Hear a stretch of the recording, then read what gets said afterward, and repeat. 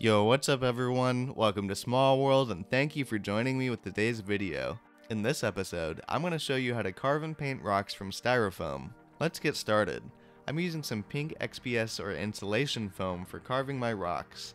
I start by scoring several lines that run along the length of the piece of foam using my X-Acto knife.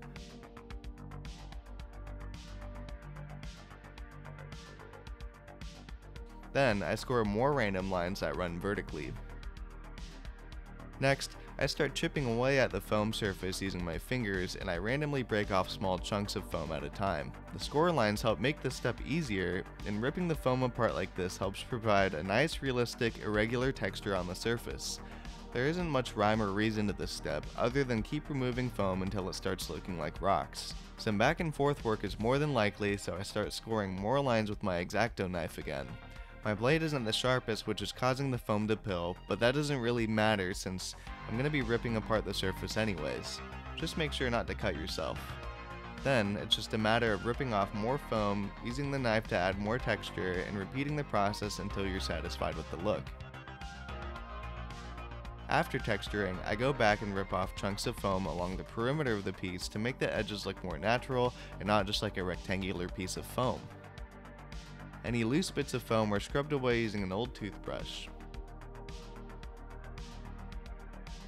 Next, I take a ball of aluminum foil and stamp it into the foam surface.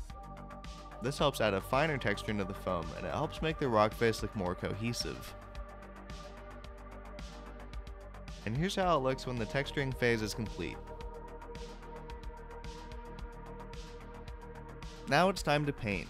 I start by base coating the entire piece black. Make sure that you reach all the little nooks and crannies to make sure that there isn't any pink showing through.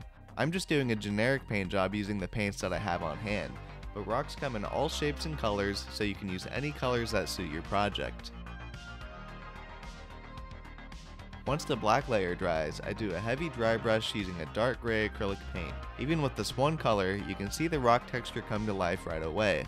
The black color is still visible in the deep shadows of the rock, while the gray color accentuates all the raised details on the rock. And here's the first dry brush layer complete. Next, I do a second dry brush layer using a lighter gray, and the only thing to keep in mind is to use less paint than before. That way you don't cover up all of the paint on the previous two steps.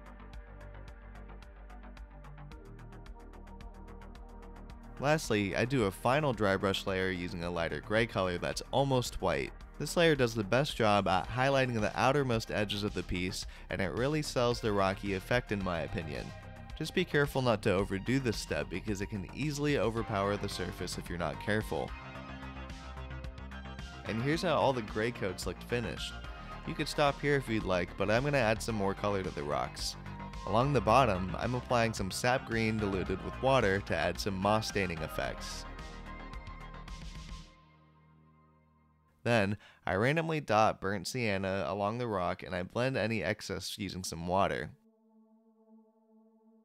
I also wipe away some of the paint using my fingers. I go back and do a very light dry brush over the burnt sienna layers using a light gray color to bring back some of the highlights. Then, I water down some white paint and flick it onto the surface to create small speckles. I applied a little too many, but any unwanted specks can easily be removed using a damp paintbrush. And here's the final result. This is one of my favorite methods for creating rocks because you can carve any shape or texture that you want, and you hardly need any supplies. No fancy rock molds or sculpting tools, just some foam, an X-Acto knife, and some paints. I want to give a big thank you to all of my Patreon supporters out there. Your support is amazing and it really helps make these videos feasible to create. So thanks again for everything. If you'd like to join my Patreon community, that would be greatly appreciated. And in return, you'd get to see my work in progress pictures of my projects before any other platform, as well as have access to downloadable content like my 3D print files and PDFs from my previous projects, and much more. I'll leave the Patreon link in the description below. Well anyways, thank you so much for watching, and I hope to see you in the next video.